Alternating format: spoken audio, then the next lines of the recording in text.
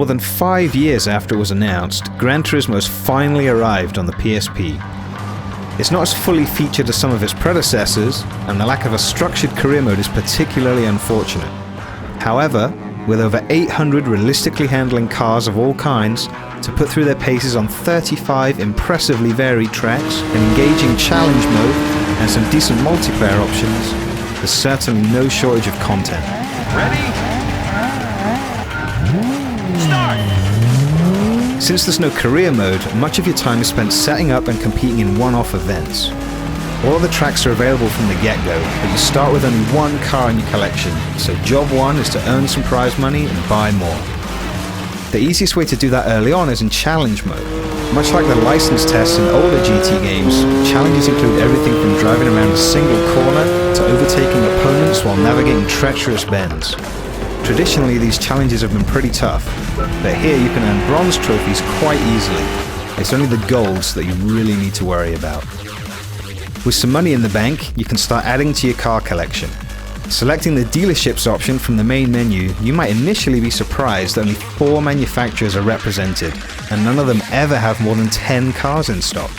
Don't worry though, there are plenty more where those came from.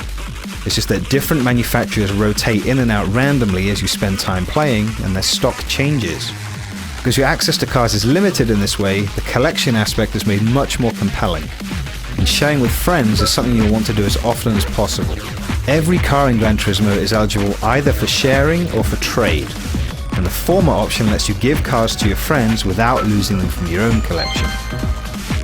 When you and your friends aren't busy exchanging rides, you'll find that Silky-Smooth multiplayer races for up to 4 players are generally more entertaining than those in single player.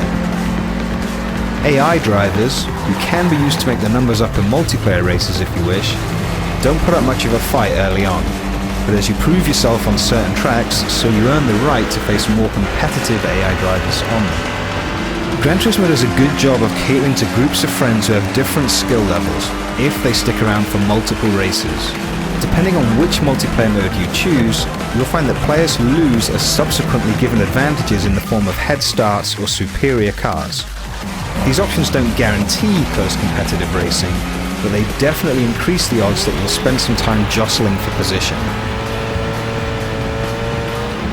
Races are the only option available to you in multiplayer, but when playing solo, you can also choose time trials or drifting events.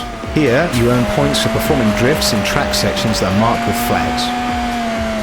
It's a lot of fun, and since every point you earn is doubled and turned into money at the end of the event, it can be a good way to make some quick bucks. There are plenty of great locations to race at, and they're divided up into 4 categories for ease of navigation: real circuits, city courses, original courses, and finally dirt and snow courses. These tracks offer plenty of variety both visually and in the challenges that they pose. If you're struggling to win races, you might be able to improve your times by tuning your car's performance. Unlike previous games in which you could purchase upgrades for your cars, here you just get a maximum of 8 variables to tinker with. Changes have a noticeable effect when you take your ride back out on the track, but it's worth mentioning that, for some reason, only up to 30 cars that you've designated as favourites can be tuned this way. Car models are sharp and nicely detailed, both when you view them in your garage and when you take them out to race. The tracks and the surroundings are also impressive, and while they don't always hold up to close scrutiny, they're generally whizzing by quickly enough that you won't notice. While it lacks a number of the features that the series was built on, Gran Turismo still has a lot to offer for anyone who's ever had a poster of a car up on their wall or dreamed of taking a supercar for a test drive.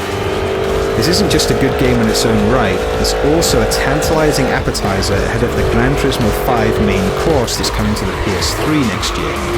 Cars that you collect in this game can be transferred to your GT5 profile when the time comes, and that alone makes this a game that you're going to want to spend a lot of time with.